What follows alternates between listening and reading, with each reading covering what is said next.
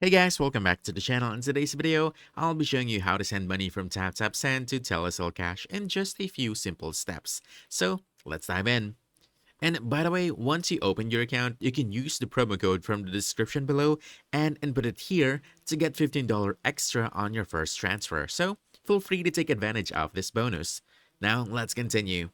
Back on the homepage, you want to start a transfer by tapping Send Money, then select the country. Choose the recipient's country where Telecel is available, like Ghana. After that, go ahead and enter the amount. You want to input the amount you want to send in your currency or their local currency. Next, you want to add a recipient. Then go ahead and select Telecel as the payout or delivery method. Finally, go ahead and enter their mobile number.